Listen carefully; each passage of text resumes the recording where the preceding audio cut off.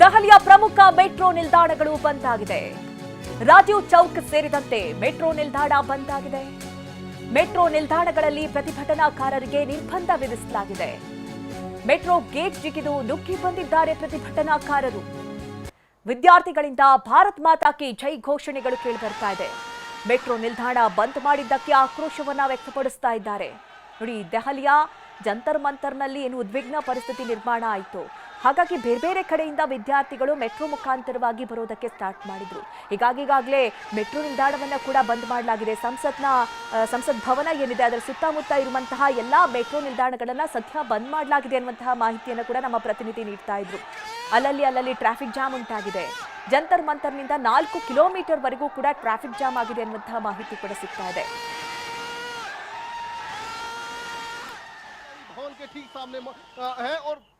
ಈಗ ನೀವು ನೋಡ್ತಾ ಇರುವಂತದ್ದು ನೇರ ದೃಶ್ಯಾವಳಿಗಳು. ಸದ್ಯದ ಪರಿಸ್ಥಿತಿ ಯಾವ ರೀತಿ ಇದೆ ಅನ್ನೋದನ್ನ ನೋಡ್ತಾ ಇದ್ದೀರಿ. ವಿದ್ಯಾರ್ಥಿಗಳಂತೂ ಅಲ್ಗಾಡದಂತೆ ಕಾಣಿಸ್ತಾ ಇಲ್ಲ. ಅವ್ರಿಗೇನು ನಾವು ಇವತ್ತು ಪ್ರತಿಭಟನೆಯನ್ನ ಮಾಡಬೇಕು ಅದೇ ರೀತಿಯಲ್ಲಿ ಪ್ರತಿಭಟನೆಗೆ ಮುಂದಾಗಿದ್ದಾರೆ. ಸಂಸತ್ ಮುತ್ತಿಗೆ ಪ್ರಯತ್ನವನ್ನ ಕೂಡ ಮಾಡಿದ್ರು. ಆದ್ರೆ ಸಂಸತ್ ಅಧಿವೇಶನ ಏನ್ ನಡೀತಾ ಇತ್ತು ಅಲ್ಲಿ ಈಗ ಬಾಗ್ಲನ್ನ ಕ್ಲೋಸ್ ಮಾಡಿ ಪೊಲೀಸರು ಪ್ರೊಟೆಕ್ಟ್ ಅನ್ನ ಮಾಡಿದ್ದಾರೆ. ಆ ಗೇಟ್ಗಳನ್ನ ಕೂಡ ಬಂದ್ ಮಾಡಿದ್ದಾರೆ. ಸಂಸತ್ ಭವನದ ಬಳಿಯಲ್ಲೇ ಪ್ರತಿಭಟನಾಕಾರರು ಬಂದಿದ್ದಾರೆ ಅನ್ನುವಂತಹ ಮಾಹಿತಿ ಸಿಗ್ತಾ ಇದೆ. ಆದ್ರೆ ಕಂಡಲ್ಲಿ ಅಶ್ರುವಾಯು ಸಿಡಿಸ್ತಾ ಇದ್ದಾರೆ ಪೊಲೀಸರು.